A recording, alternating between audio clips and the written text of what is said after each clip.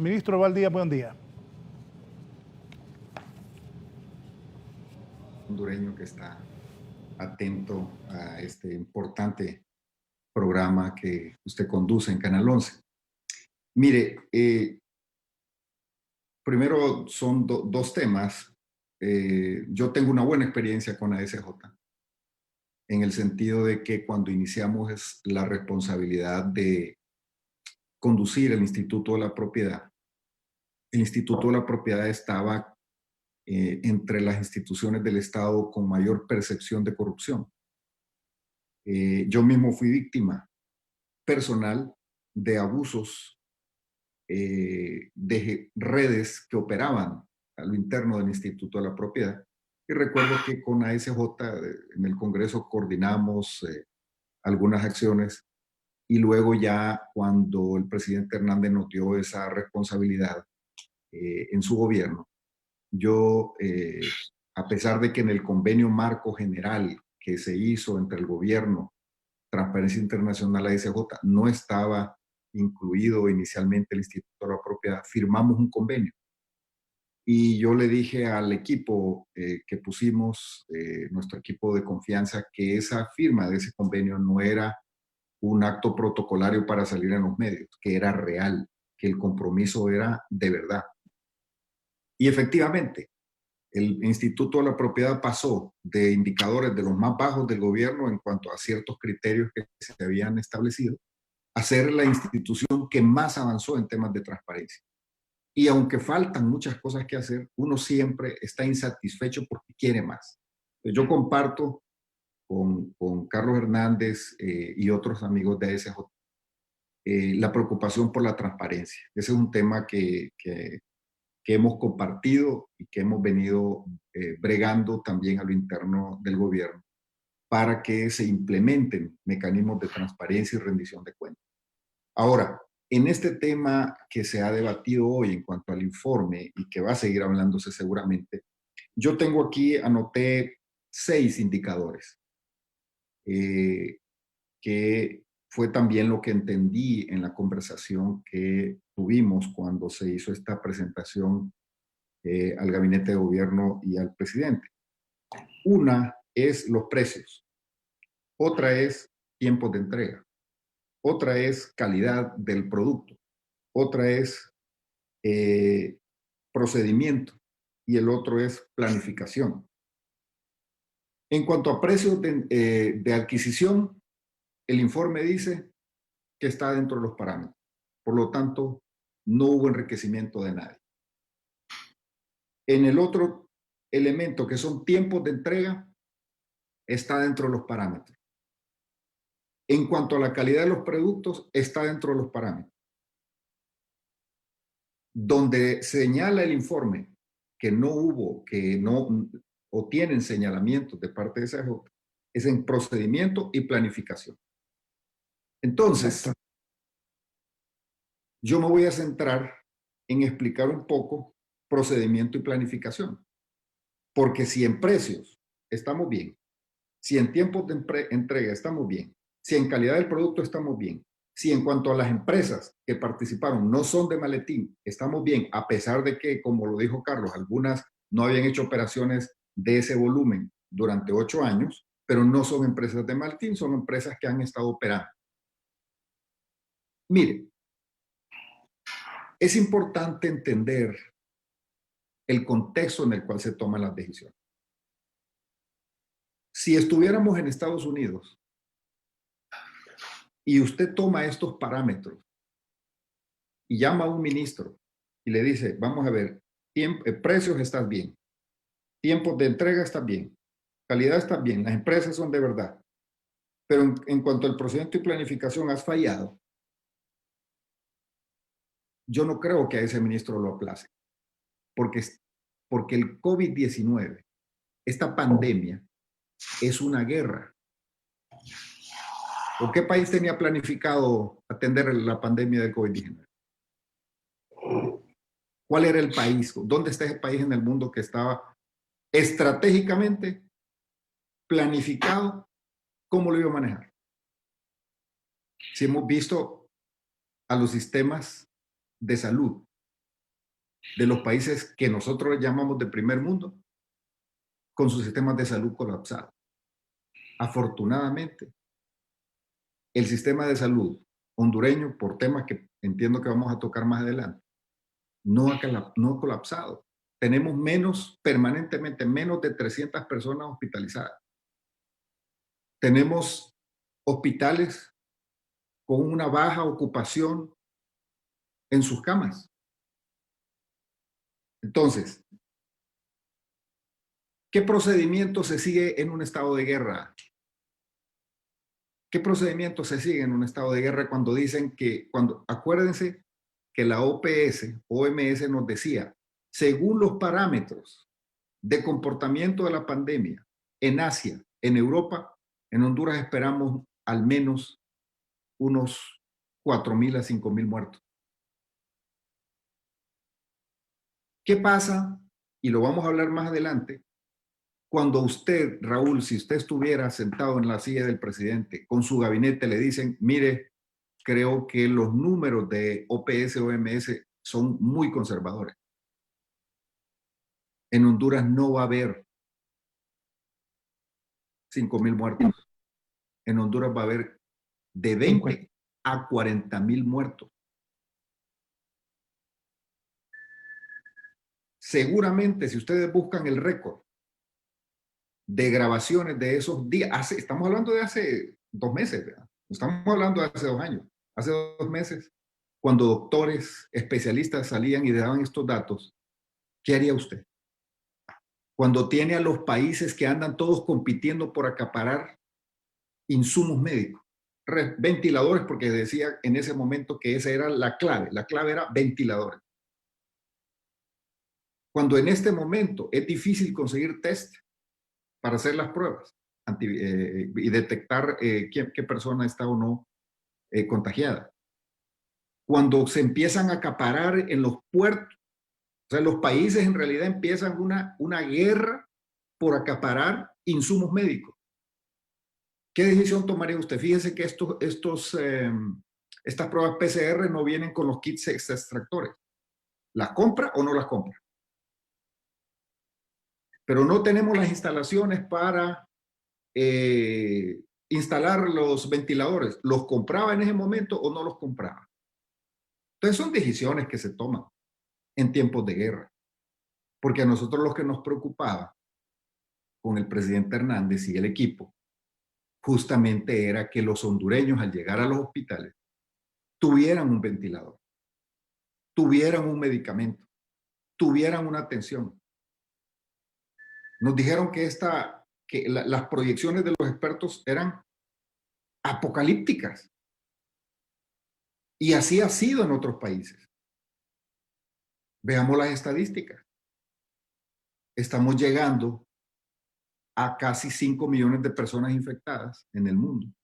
Más de 300,000 personas fallecidas. En Europa, imagínense ustedes, en Estados Unidos, van a llegar a los 90,000 personas fallecidas en pocos meses. España con 27,000 personas fallecidas. El Reino Unido, más de 30,000 personas fallecidas. Italia, que era el país que más personas fallecidas, fue rebasado por otros y ahora está llegando a 27,000 personas fallecidas. Y así sucesivamente, países de primer mundo con la misma población de Honduras, con miles de muertos. ¿Qué cifras tiene Honduras? De tal manera que ese contexto tenemos que verlo. Entonces yo me quedo con que aquí no hubo enriquecimiento, no hubo aprovechamiento, aquí no hubo acciones para beneficiar a una empresa de maletín, aquí no hubo beneficios acciones que perjudicaran el erario público, no hay detrimento del erario público, los recursos se usaron eficientemente. Ahora, si nos dicen, miren, pero hay que crear las condiciones para que los ventiladores, por supuesto, claro que sí, pero en ese momento la decisión era tener ventiladores, suficientes ventiladores, y aún esos era una cantidad mínima comparado con lo que debíamos tener para atender a la población. La planificación, ya lo dije, ¿qué país planificó esto. Entonces, sí compartimos con Carlos Hernández y a ASJ que necesitamos transformar el sistema de salud. Lo hemos venido diciendo, necesitamos enfocarnos en la red primaria de salud. Ahí es donde se necesita el 80% de la demanda de la población hondureña está en la red primaria de salud y es donde menos nos hemos enfocado por diferentes razones. ASJ acompañó al gobierno en aquella iniciativa, ¿se acuerda de aquellos famosos PCM que paralizaron el país? Y que luego se dio todo aquel proceso de confrontación en las calles y tuvimos que llegar a un acuerdo y se derogaron los PCM. ¿Cuál era la intención? Era transformar el sistema de salud, solo que los gremios no estuvieron de acuerdo. También se incorporó el sector de educación, se unieron los sindicatos y dijeron, no, esto no pasa. Y se dio aquella confrontación. Entonces, voluntad política del sector oficial, del sector del gobierno, del presidente de la República, de transformar el sistema de salud ha quedado evidenciado. Pero no, hasta hoy no lo hemos logrado porque hay una oposición extraordinaria porque no se toquen las cosas. Y los argumentos para decir que el gobierno no quiere, mire, no nos dejan hacer y nos echan la culpa de que no se hacen las cosas.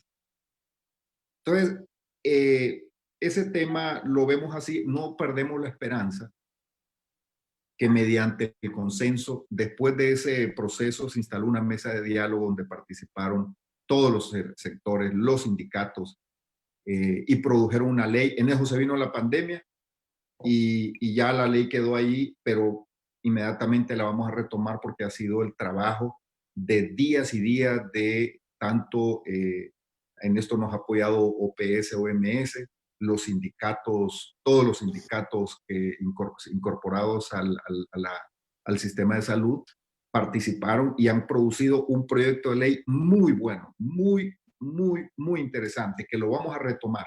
Y eso nace del consenso, eso no es un producto de gobierno.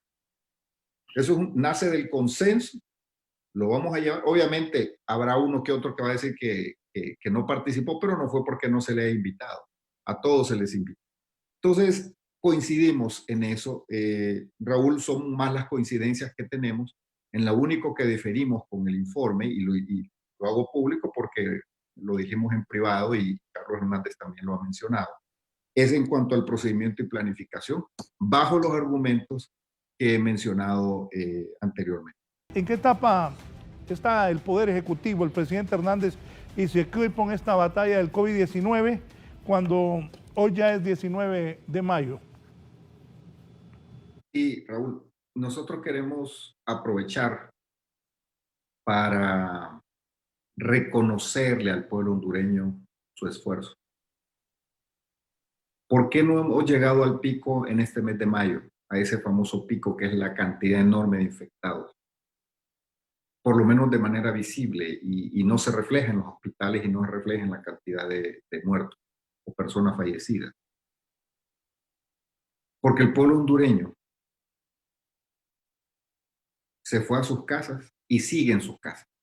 Son unos pocos que andan ahí que no hacen caso, pero la mayoría del pueblo hondureño se fue a sus casas, se confinó, creyó, no entraron en el juego perverso de algunos que dijeron que esto era una broma, que esto era un invento de Juan Orlando, que era una ardid del gobierno. Eso es perversidad o suma irresponsabilidad de quienes lo hicieron y algunos que lo siguen haciendo. Entonces, en primer lugar, está la determinación del pueblo hondureño a nivel nacional. Y el pueblo hondureño no solamente se ha ido a sus casas y sigue en sus casas porque la pandemia no ha pasado,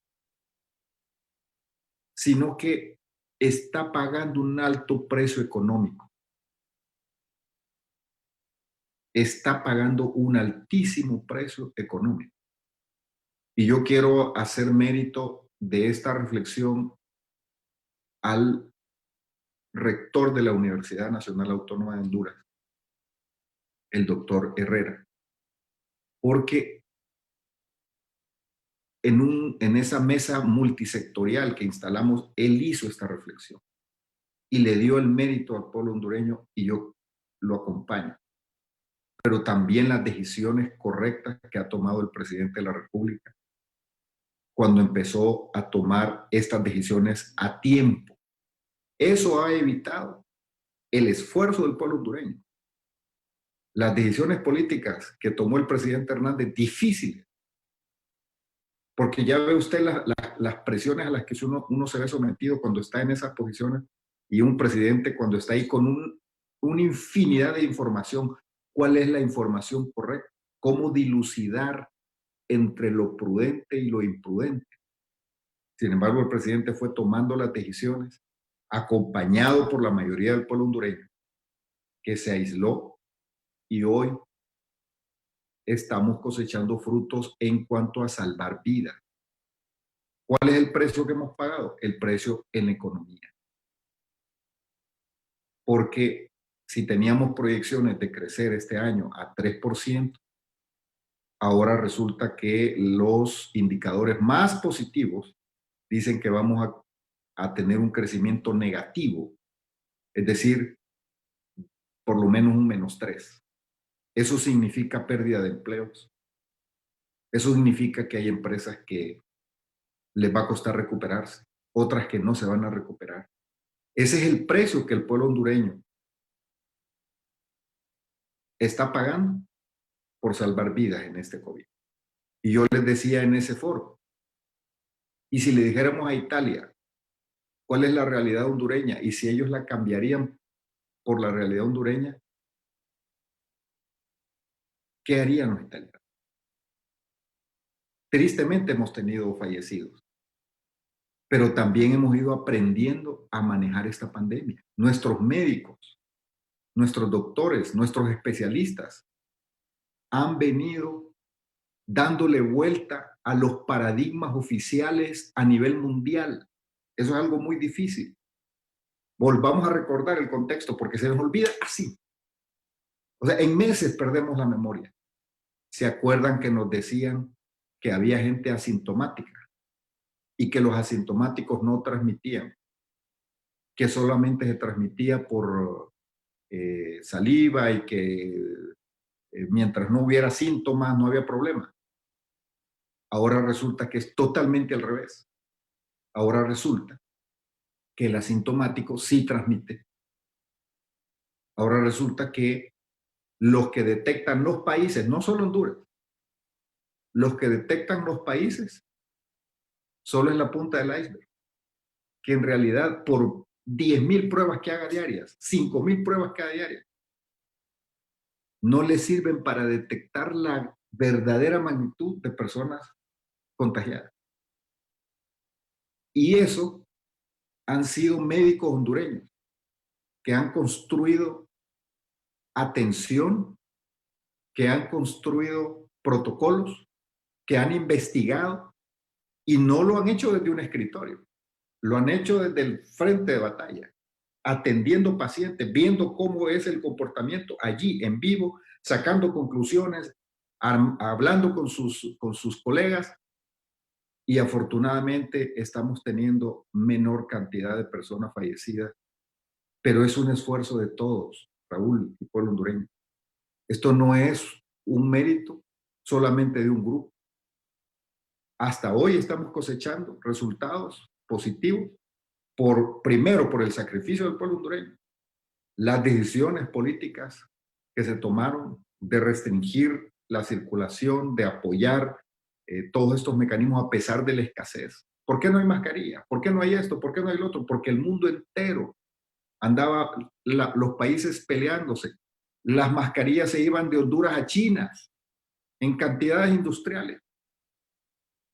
Ese contexto no debemos olvidar. Ahora, hemos aprendido mucho de esta pandemia. Hemos aprendido, por ejemplo, que la clave en el tratamiento médico, y esto yo con todo respeto lo digo, solo repito lo que los especialistas nos han compartido, que la clave es el momento de atender la enfermedad.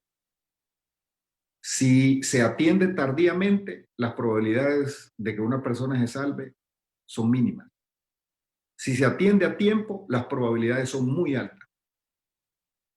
Y aquí estamos aprendiendo también. Hasta los medios de comunicación estamos aprendiendo a manejar esto. Porque se acuerda cuando trajeron una persona que venía de España, una señora que llevaron al hospital del Tórax, cómo iban los camarógrafos, todos a evidenciar a esa señora. ¿Y cuál fue el impacto en la conciencia social y en la población hondureña? Cuando se replicó esa imagen por casi todos los medios de comunicación. Que ahora tenemos una estigmatización en contra de los contagiados. Ahora resulta que hay personas que tienen contagio, que tienen síntomas y no quieren llamar al 911, no quieren abrir la puerta de las brigadas médicas para que lo atiendan, porque no quiere que la gente se dé cuenta que él o su familia tienen COVID-19. Y esas personas, al pasar el tiempo, cuando llegan al hospital, llegan en tal nivel de gravedad que ya no hay tratamiento que los salve. Fíjense lo que implica un mal manejo noticioso, pero estamos aprendiendo. Todos hemos cometido errores, pero estamos aprendiendo. Es más el éxito que hemos tenido que los desaciertos. Ahora, ¿en qué etapa estamos? Mire, en este momento nosotros tenemos menos de 300 personas en los hospitalizadas. Menos personas en estado grave, menos personas en la unidad de cuidados intensivos. Tenemos muchas personas recuperándose en sus casas, pero a la conclusión que estamos llegando es que, y no el gobierno nada más, sino que nosotros hemos mantenido un diálogo permanente con todos los sectores sociales, políticos, económicos, religiosos, productivos del país. Y hemos llegado a la conclusión que tenemos que aprender a manejar la pandemia. El COVID-19 tenemos que aprenderlo a manejar. Y aquí debe ir, por un lado, la parte médica, debe ir, por un lado, el comportamiento de la población y debe ir, por otro lado, también el compromiso social de las empresas, de las instituciones públicas y privadas y el gobierno tomando decisiones. Entonces, estamos en este momento en una etapa en la cual estamos valorando el impacto a este momento del contagio y el informe que tenemos es que hay más, fíjese que nosotros tenemos, recordemos que nosotros tenemos 298 municipios. Hay más de 200 municipios que no tenemos un solo caso de afectación. Básicamente esto se ha centrado en las grandes urbes, ¿verdad? En San Pedro Sula, o sea, en Cortés, mejor dicho, el Valle de Sula, en Francisco Morazán, especialmente en el Distrito Central, donde tenemos una masiva contacto de personas, porque este virus se contagia de persona a persona.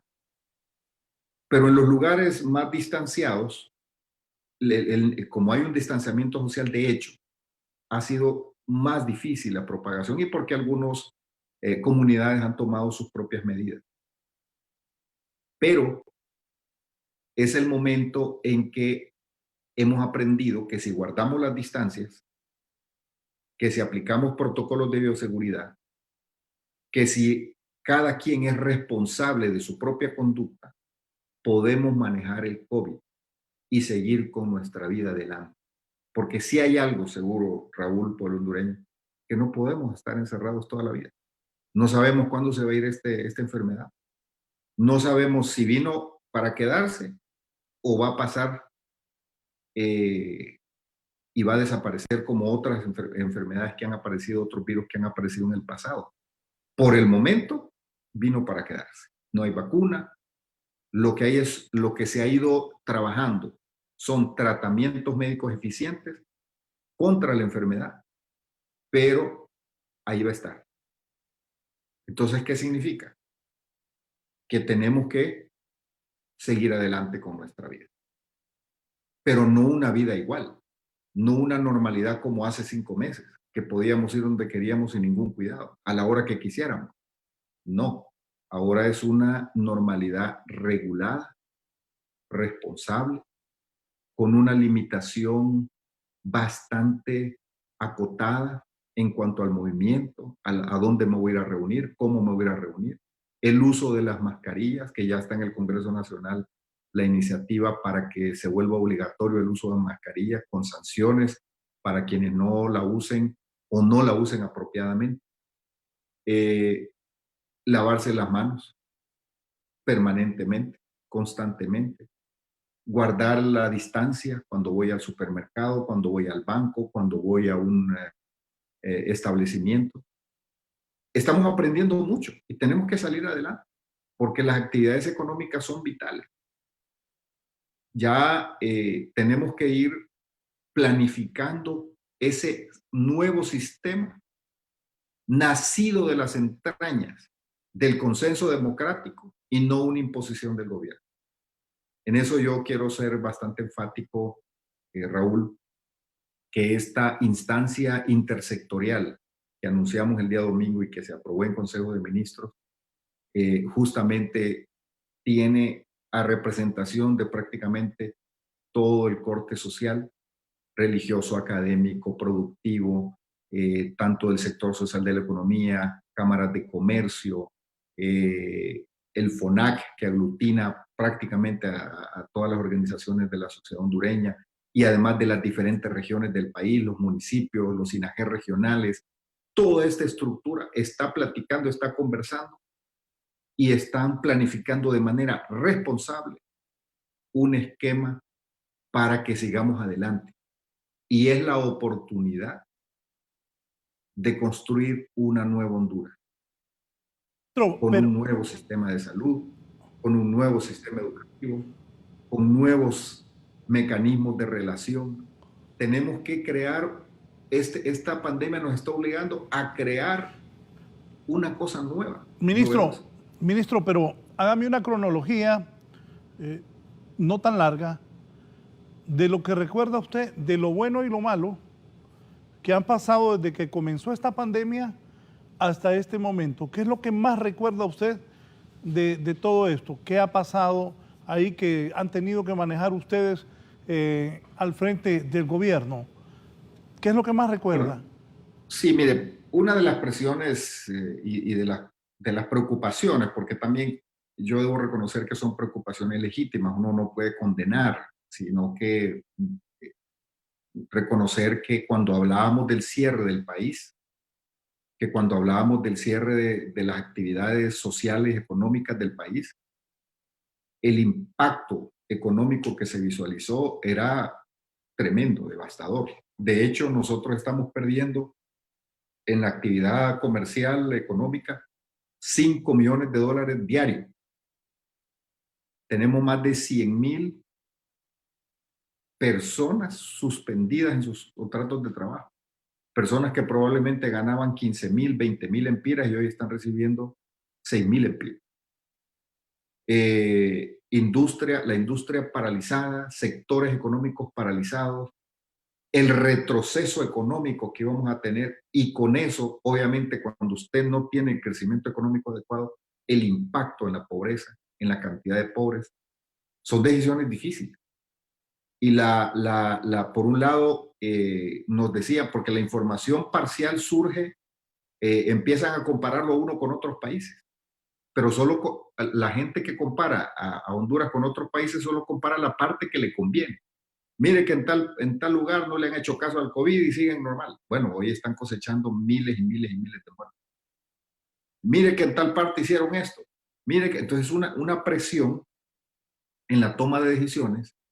Afortunadamente, hoy el tiempo está diciendo que las decisiones que se tomaron fueron las correctas. Entonces, desde el punto de vista económico fue una presión tremenda, Raúl, en el sentido de los niveles de dureza de las medidas de control, evitar la circulación, tuvimos que cerrar espacios, se pone en peligro la seguridad alimentaria. Todos esos riesgos están ahí y se nos señalaron y bueno, se tomaron las decisiones.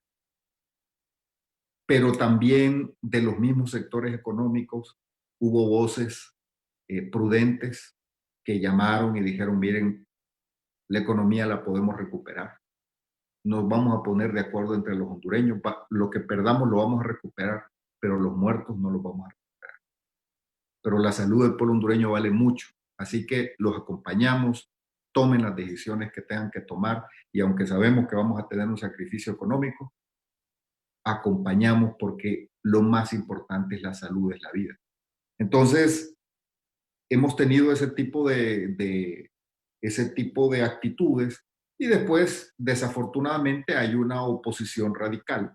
No toda la oposición, porque hay una oposición política que más bien trataron de colaborar y siguen colaborando. No por estar bien con el presidente Hernández o con el gobierno de turno o con el Partido Nacional, sino porque pusieron en primer lugar su amor a Honduras. Dijeron, primero está el país, primero está la población, el pueblo hondureño, y después están nuestros intereses políticos. Ya llegará el momento en que vamos a hablar de nuestras posturas políticas, ya llegará el momento en que vamos a sacar los argumentos, pero en este momento es tiempo de unirse. A ellos, a esos líderes de la oposición política, yo aprovecho para reconocerles y agradecerles, no en nombre de Juan Orlando y del gobierno, sino en nombre del pueblo hondureño.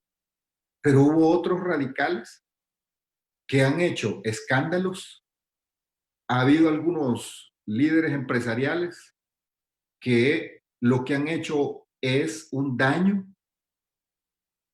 en estos días, en los días pasados, llevando información falsa, información equivocada, manipulada, para generar desánimo. Imagínense las personas confinadas. El pueblo hondureño de por sí, este confinamiento provoca estrés, provoca tristeza, aburrimiento, frustración. Muchas personas van a requerir tratamiento psicológico después de todas estas situaciones. Hay otros que ya lo requieren. Se aumentaron los niveles de violencia doméstica. Es decir, es una situación real. Y todavía vinieron estas personas con premeditación, porque una cosa es hacer auditorías sociales, otra cosa es el compromiso de luchar por la transparencia, que eso nosotros lo reconocemos, lo aplaudimos y lo apoyamos.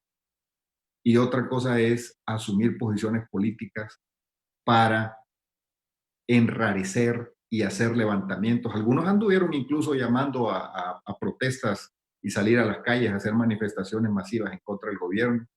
Y empezaron a sacar fotografías cómo se hacen manifestaciones en otros países con distanciamiento social, pero empezaron a trabajar. Entonces son todas esas cosas complicadas, difíciles, y además manejando esto, comprando, adquiriendo insumos, equipos, escuchando especialistas, escuchando a este, el otro, días de no dormir. Es decir, llegó un momento en que ya no nos podíamos reunir, los mismos médicos dijeron, señores del gabinete, presidente, ya no se, le recomendamos que ya no se reúna personalmente, ahí están los mecanismos electrónicos, retírense, sigan trabajando. Entonces, todos esos procesos lo hemos seguido, pero también conscientes, como dije hace un rato, que la mayor parte la ha puesto el pueblo hondureño. Entonces, hoy estamos en una etapa de valoración, en una etapa de que vayamos teniendo mucho cuidado porque esos números se pueden disparar. Efectivamente, quien escribió hace poco tiene la razón. Si nosotros somos imprudentes y salimos sin protocolos, sin responsabilidad, sin indicadores, sin la responsabilidad personal que yo tengo conmigo, con mi familia, con mi sociedad, con mis vecinos, entonces esto se nos puede, los números que hemos logrado evitar con muchos sacrificios se pueden volver otra vez a disparar. Entonces es un tema de mucho equilibrio, pero esto solo lo vamos a lograr juntos. Esto no lo va a hacer el gobierno solo. Es imposible que el gobierno pueda hacerlo solo. Por eso es que hemos acordado crear una instancia multisectorial para que entre todos lleguemos a consenso, porque así lo manda la Constitución, que lleguemos a consensos y entonces entre todos acordemos esas medidas. Así que en este momento seguimos monitoreando, seguimos lidiando con la situación. Por ejemplo, nos preguntan en las mesas permanentemente, y yo transparentemente quiero hoy, usted no me lo ha preguntado, pero quiero decirlo, ¿y qué pasa con las pruebas? En Honduras estamos haciendo 500 pruebas, necesitamos hacer por lo menos 2.000, 3.000. Cuando empezamos solo había un laboratorio en el país.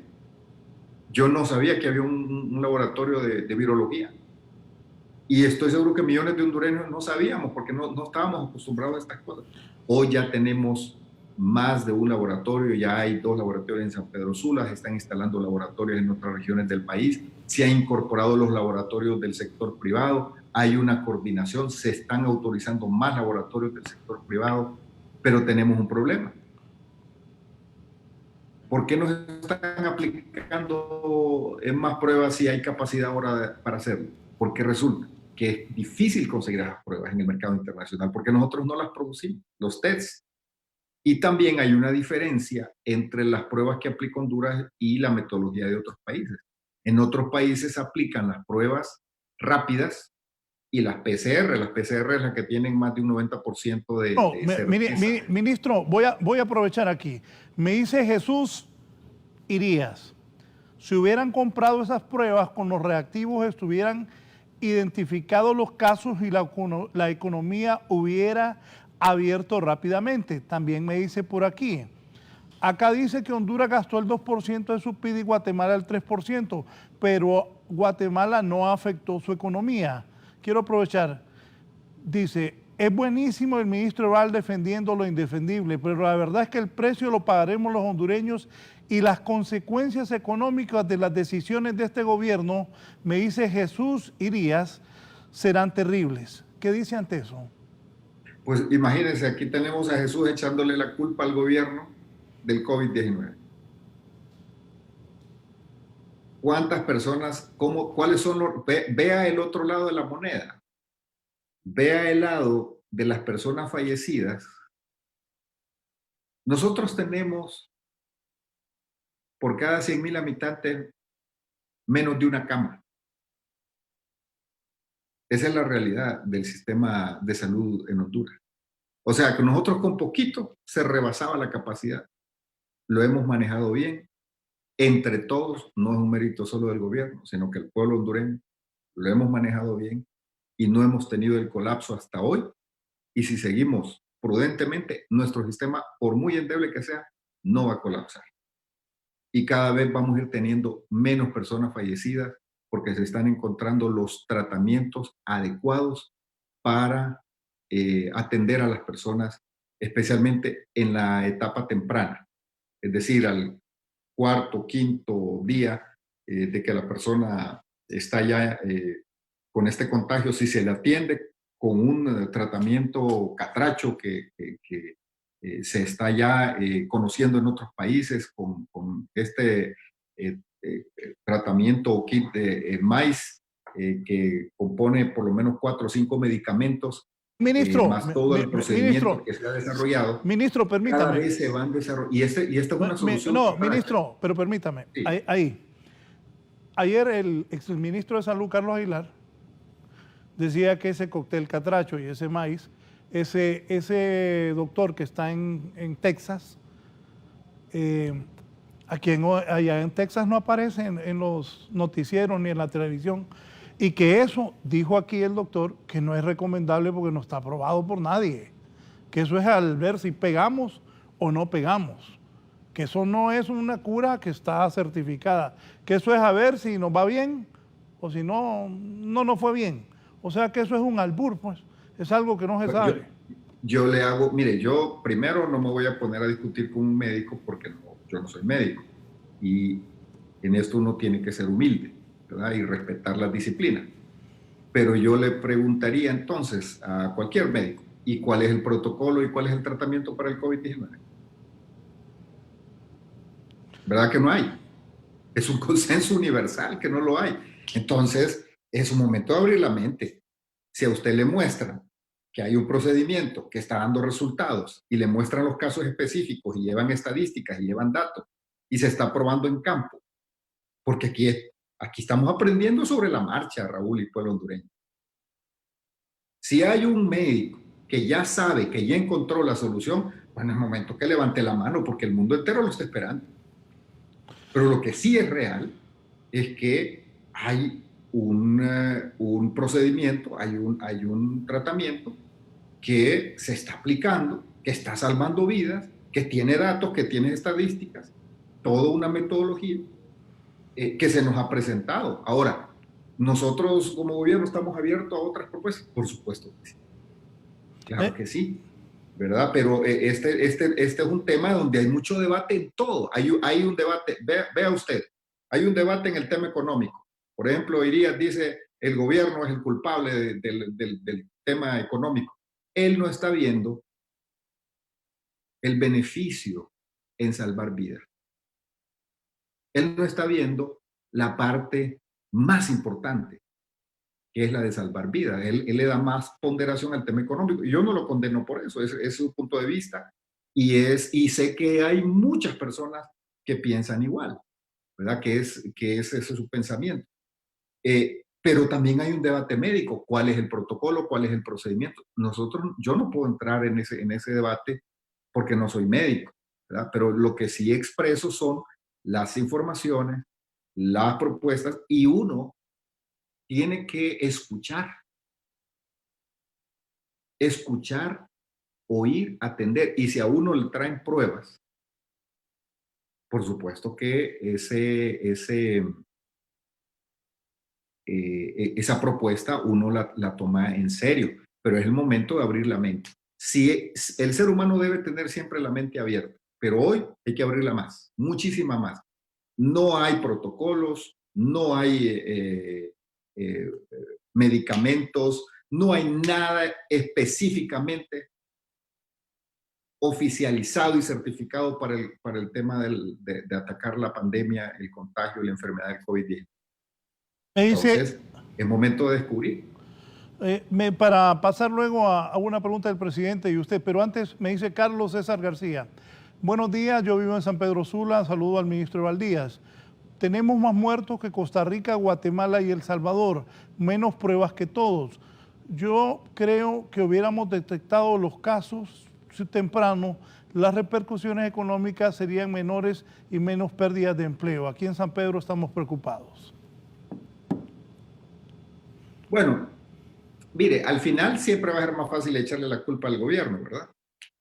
Pero yo puedo por lo menos decir, bueno, Costa Rica afortunadamente, pero cuando uno tiene información de Costa Rica, usted lo dijo de una manera muy gráfica,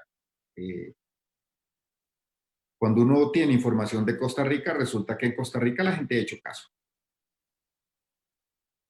a las recomendaciones que se le han dado, el distanciamiento social, el uso de la mascarilla y salir solamente, pero aquí tenemos gente que estamos en medio de la pandemia y ellos no creen en esto. Reuniones masivas, reuniones para fiestas con los amigos, para arriba y para abajo, y un estilo de vida como que no pasa nada, ¿verdad? Entonces, esos precios se están pagando. Entonces, cuando comparemos Costa Rica-Honduras, es justo comparar también el comportamiento social. Pero, como dije antes, la mayor parte del pueblo hondureño ha pagado un precio, ha hecho caso y gracias a ese compromiso del pueblo hondureño, pero ha habido otros que no, ¿verdad? Ahora, las pruebas, ya dije, ese es un tema. Mire, ¿se acuerdan que el presidente Hernández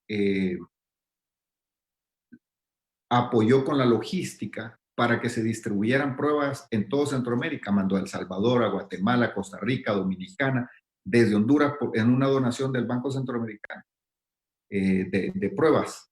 Pues resulta que ahí tampoco venían los kits. ¿Y qué hacemos? Entonces, es un tema bien difícil, ¿verdad? Es bien difícil. Y luego, cuando se sale y se compra, es fácil luego criticar. Es fácil luego decir, mire, pero es usted por qué compró esto, por qué compró lo otro, pero es que no hay en el mercado, hay mucha dificultad. Ahora, es importante también, Raúl, lo que nos han dicho varios médicos, que el sistema de salud y nuestros médicos ya están aprendiendo. Yo no quiero darles lecciones a ellos para nada, solamente lo que nos informan a nosotros. Pero muchos médicos ya han aprendido a diagnosticar por los síntomas a una persona. Ya no ocupan que lleve el positivo de la prueba PCR. Ya por los síntomas inmediatamente le da el tratamiento y salve a vida, tenga o no tenga prueba. Entonces, afortunadamente esas capacidades se han ido desarrollando y no seremos el país número uno en cuanto a nivel de contagio, no seremos el país número uno en el tema de fallecidos, pero también somos un país que está dentro de los países que afortunadamente no ha tenido esos colapsos, cuando siempre hemos estado en la lista de lo peor. ¿Verdad? Nuestro sistema de salud, gracias a Dios, gracias al pueblo hondureño, gracias al compromiso de médicos, enfermeras, personal médico, gracias al compromiso de policía, militares, todo el SINAGER que ha estado al frente, las decisiones del presidente de la República, gracias a Dios lo hemos. Estas cosas que hablar con usted. El presidente ha recibido presiones, usted, otros ministros. ¿Quiénes los han presionado y por qué? ¿Qué es lo que querían? Porque los informes que tengo es que han tenido muchas presiones, incluso el presidente de la República, usted mismo y otros ministros. ¿Quiénes los han estado presionando? Y si me da nombres, si le dice a la gente qué es lo que quieren de verdad, algunos, para Sí, que mire, aquí hablemos claro, pues, que la gente sepa sí, no, por vamos a qué. hablar claro Le voy a decir por una de qué. las características que yo Solo, siempre he tenido, para sol- bien y para mal, Raúl, es hablar claro. Miren, ¿ustedes creen que esas campañas anticorrupción contra el gobierno es de gente que realmente anda preocupada por la transparencia? No, detrás de eso hay intereses económicos.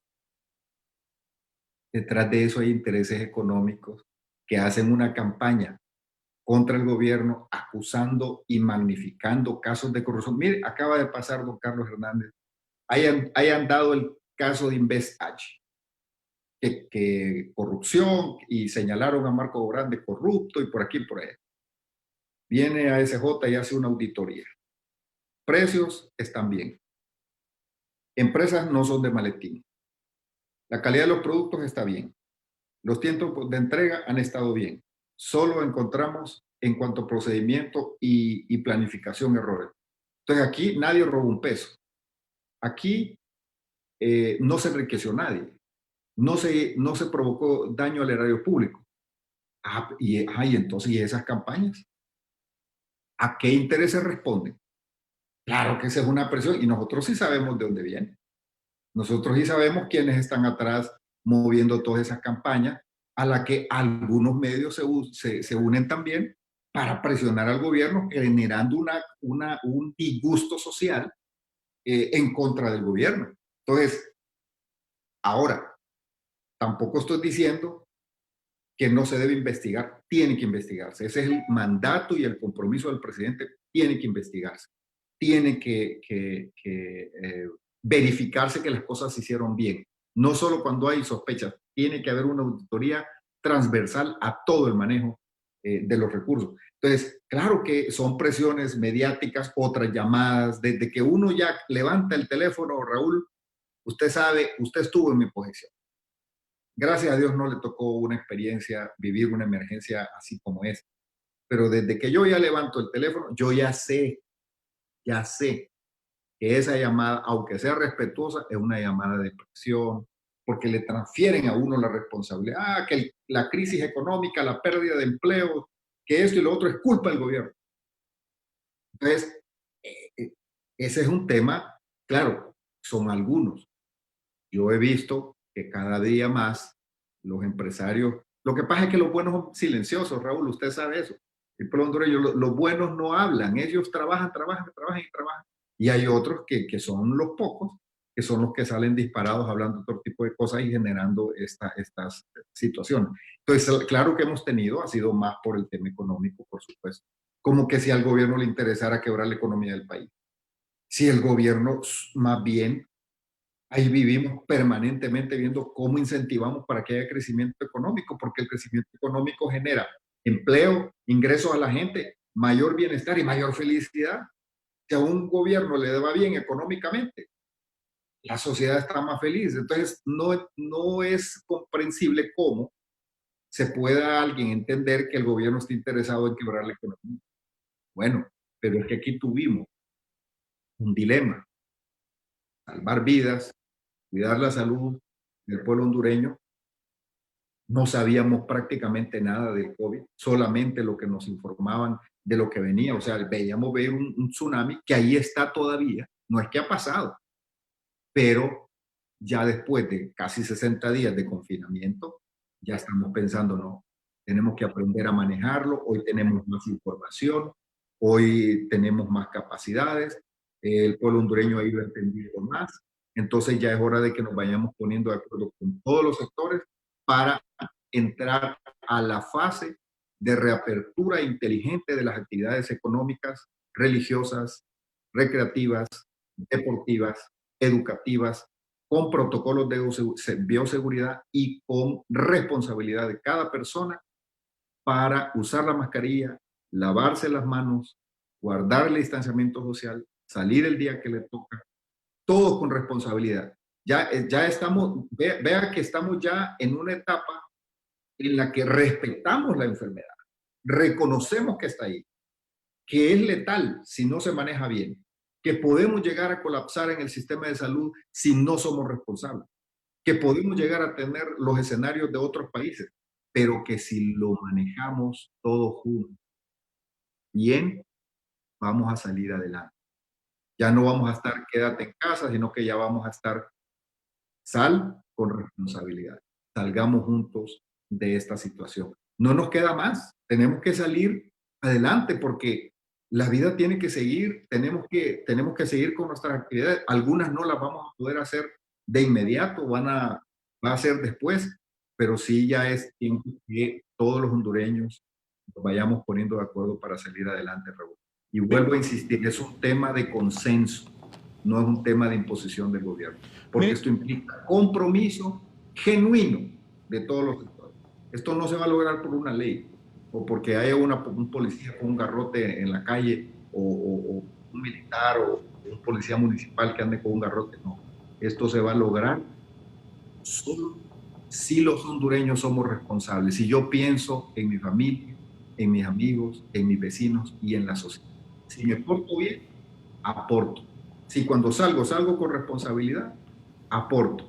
Y los médicos haciendo su parte, investigando, buscando mecanismos y nosotros buscando en la medida de lo posible que ellos tengan los insumos, que ellos tengan todo el equipamiento, las condiciones para que puedan seguir trabajando. Así que, y también ir eliminando el estigma. Ese tema del COVID, esa enfermedad la podemos padecer cualquiera. Cualquiera la puede padecer. Pero ¿qué pasa si a mí me da y empiezo a tener síntomas? Yo inmediatamente voy a llamar al 911. Ahí me van a orientar. Es la telemedicina.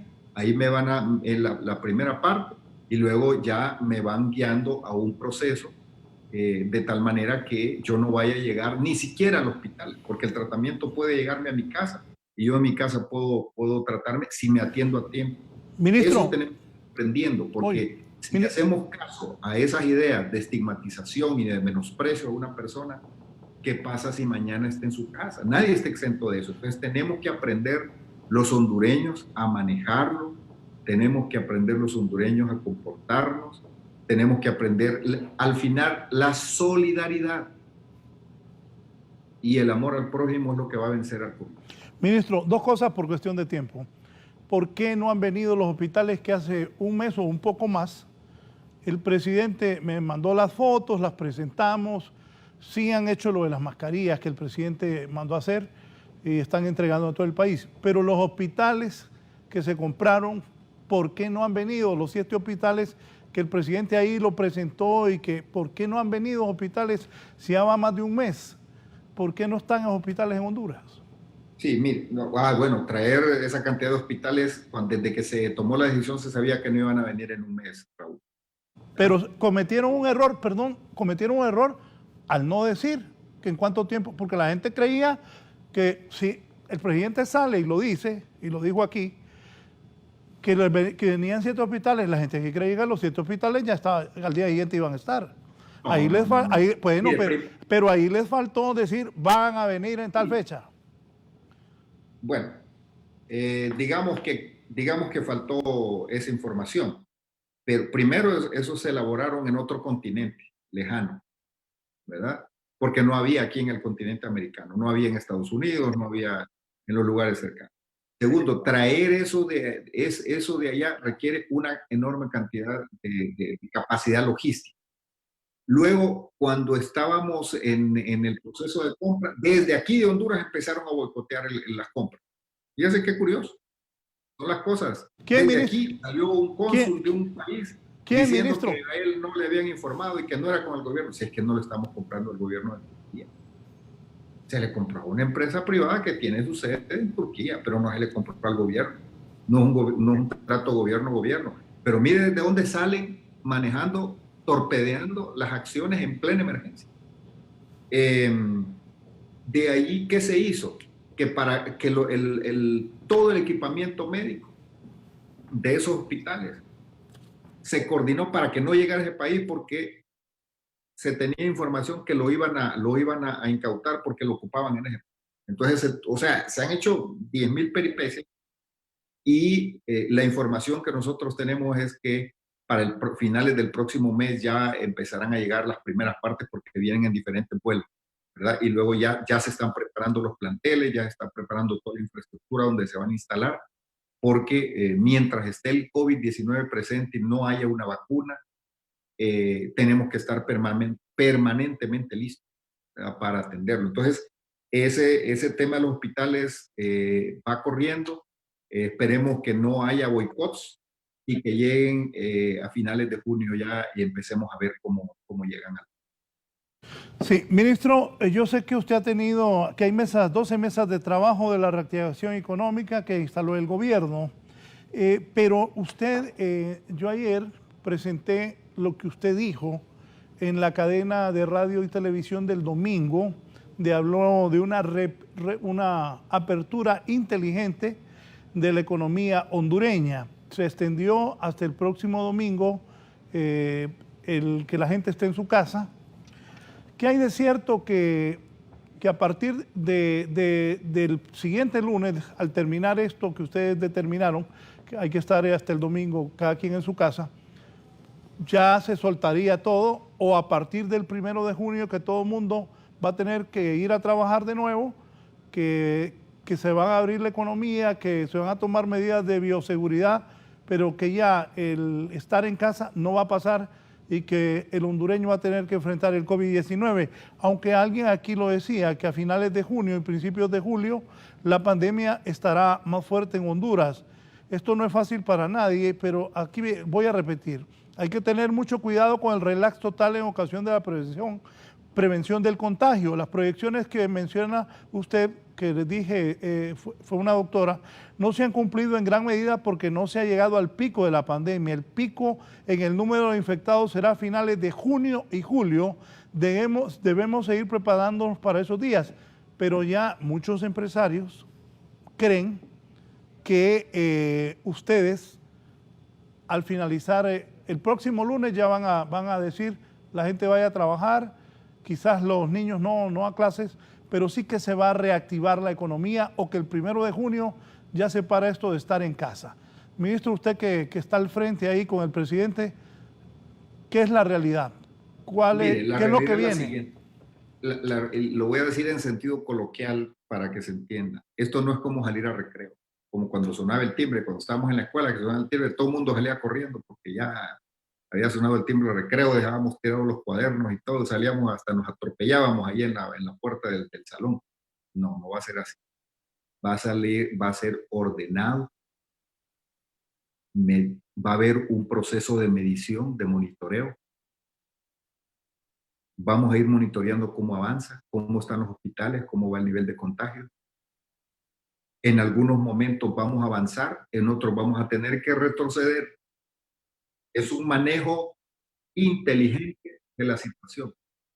No es una apertura a lo loco, sino ordenada, con procesos de monitoreo electrónicos, estadísticas, un equipo de epidemiólogos permanentemente monitoreando con información que se recoge de todos los municipios, municipio por municipio, departamento por departamento, ciudad por ciudad, monitoreando cómo están los hospitales, cómo está el nivel de contagio, viendo cómo va la situación y recomendando al gobierno que vaya tomando medidas. Entonces, en algunos lugares vamos a ir abriendo un poco, en otros vamos a ir cerrando.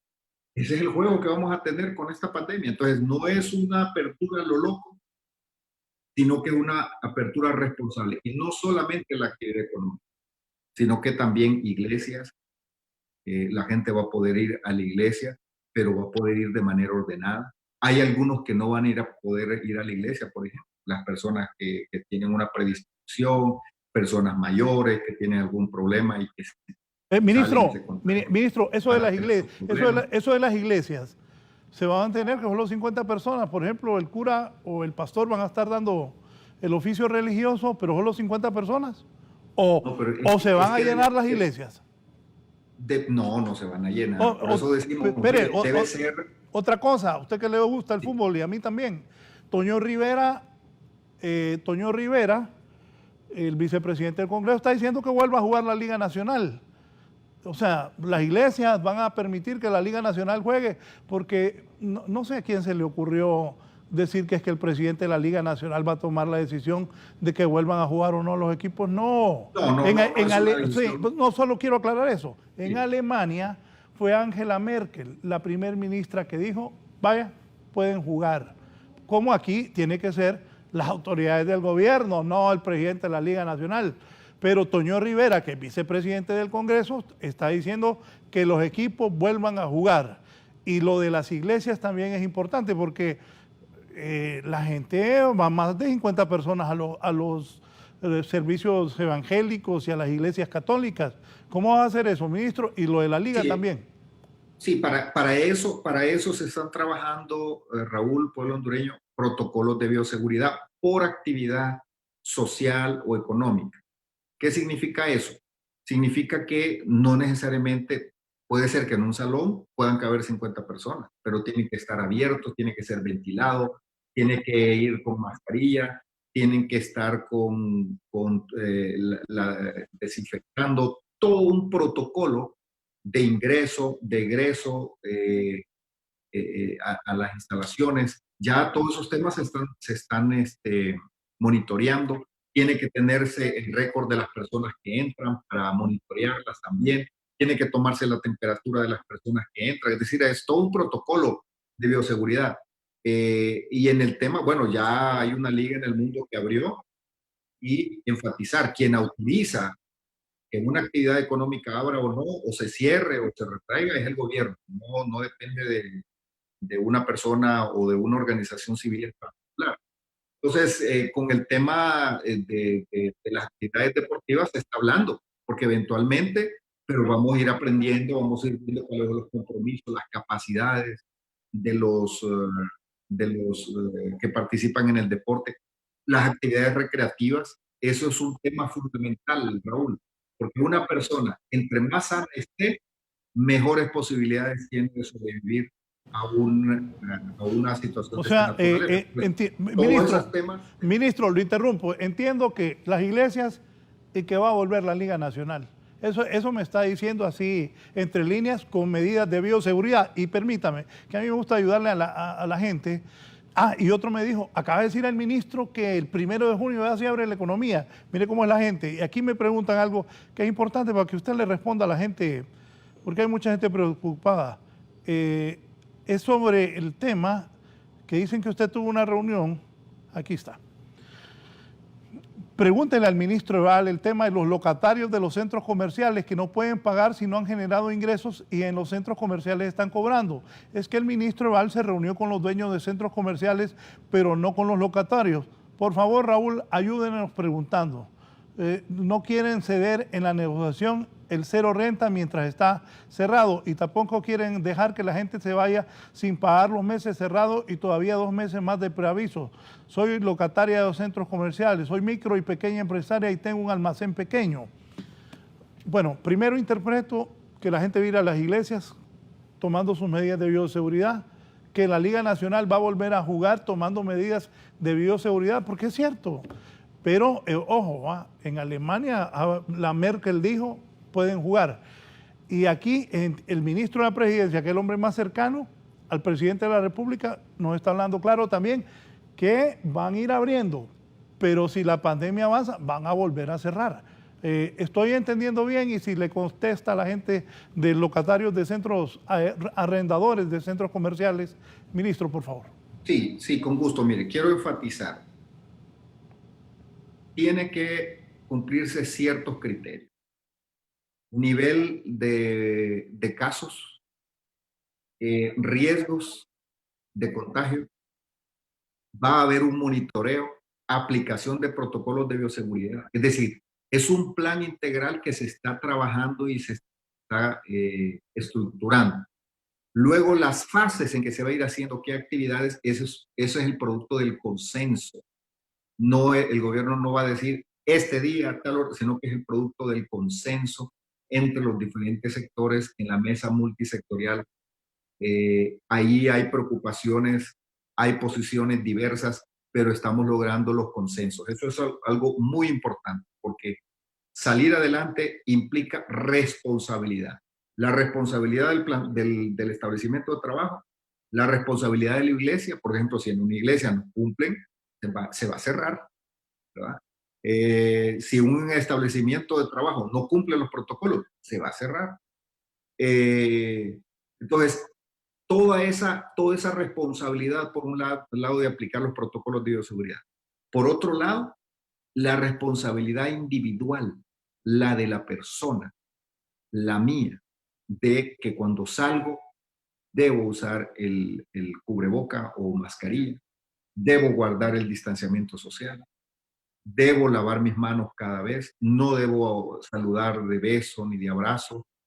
Todos esos temas es el comportamiento personal individual, y otra obligación mía es no estigmatizar o menospreciar o discriminar a una persona contagiada, porque una persona contagiada no es un cartucho desechable, es una persona con dignidad que, si se atiende a tiempo, esa persona se va a salvar, y además va a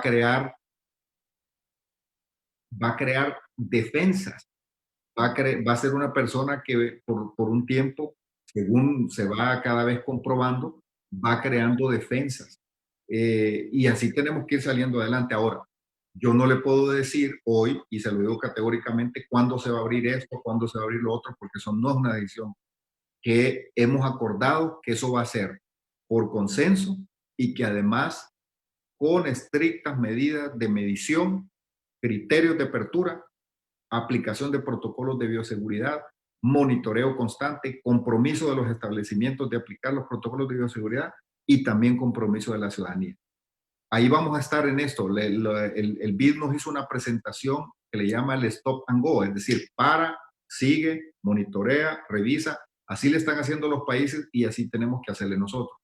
Efectivamente, tuve una videoconferencia con varios miembros de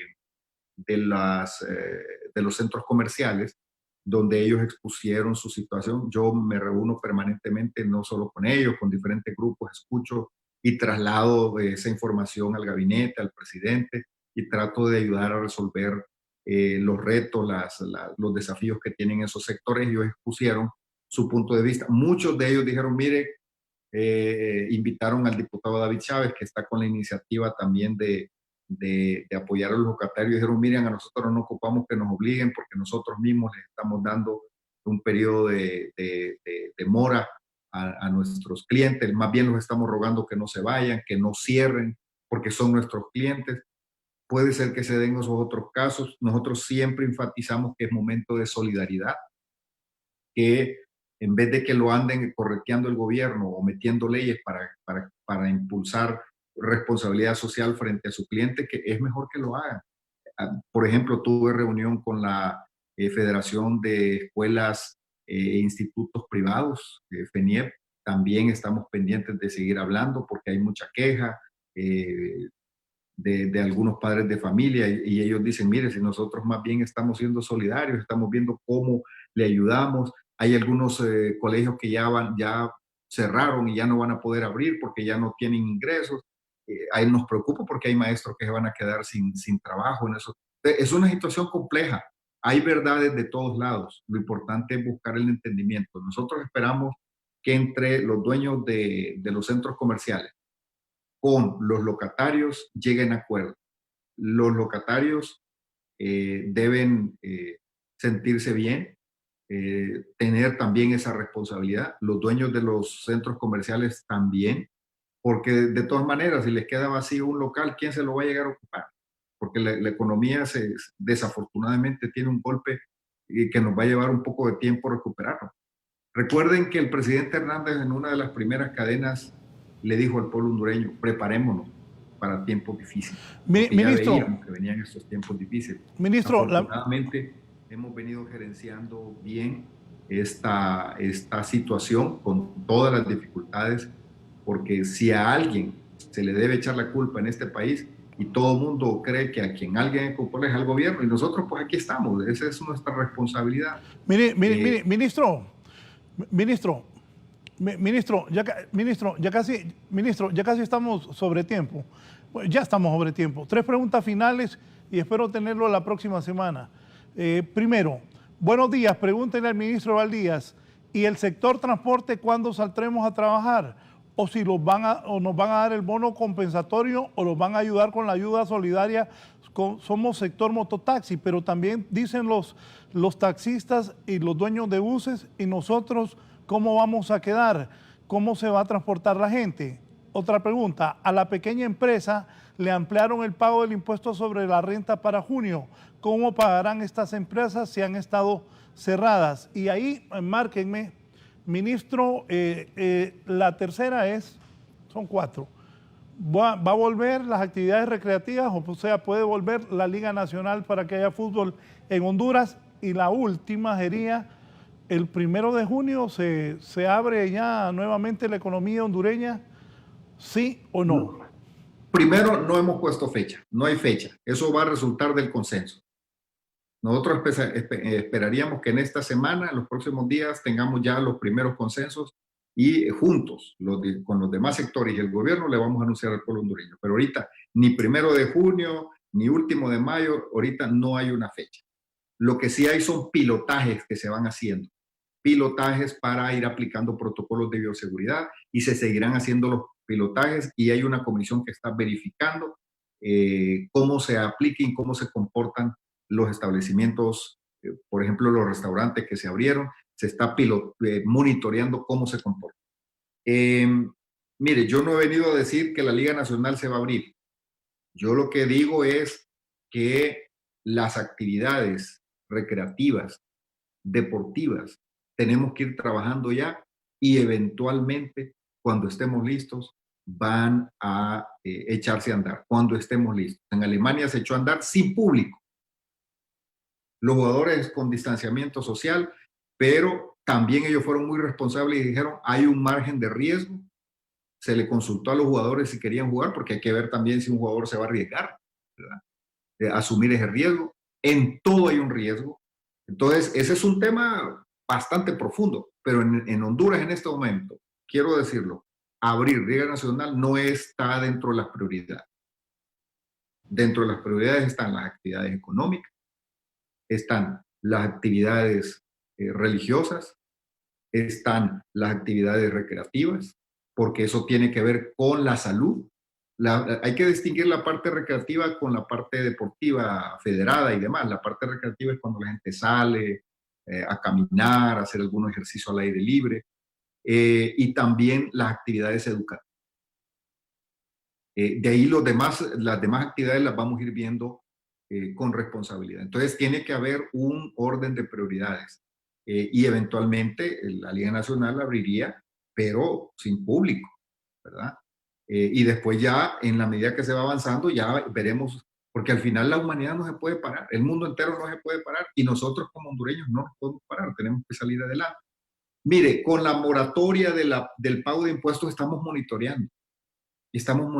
Si a alguien está interesado en que al pueblo hondureño le vaya bien, al empresario le vaya bien, al micro le vaya bien, al mediano, al grande, es al gobierno. Se han creado fondos de garantía que yo esperaría que esta semana que el Gabinete Económico ya lo anuncie y ya salga y diga, miren, estamos listos con los fondos de garantía para derramar los créditos al sector turismo, al MIPYME, a la mediana empresa, a la construcción. Todo ese esquema que ha venido trabajando el Gabinete Económico, estamos a la espera, y ojalá esta semana ya ellos nos puedan dar esas noticias. Estamos con diferentes mesas, usted mencionó 12, 13 mesas de trabajo, estamos hablando, queremos aprovechar que la industria farmacéutica en Honduras se transforme, sea agresiva y que ya no andemos con esas historias de andar consiguiendo medicamentos fuera del país, sino que lo que podamos hacer en Honduras lo hagamos en Honduras, porque esta no es la última pandemia que va a venir, van a venir otras y tenemos que estar listos, tenemos que ir desarrollando nuestras capacidades. A esa es la nueva Honduras a la que nos referimos, aunque otros han entendido otra cosa, pero bueno, hay gente que está encerrada. Abrime. No, sí, perdone, perdone que lo interrumpa. Ministro, ya nos vamos, perdone que lo interrumpa. Eso de la Nueva Honduras dicen que quieren que ustedes quieren que siga el presidente Juan Orlando Hernández. Es que hay de cierto. Ayer Luis Zelaya le dijo a Mel Zelaya, a Xiomara, a Narrala que se unieran para sacarlos a ustedes. Finalmente, ¿qué piensa de eso? Quiero agradecerle su comparecencia esta mañana. Ya tenemos que finalizar.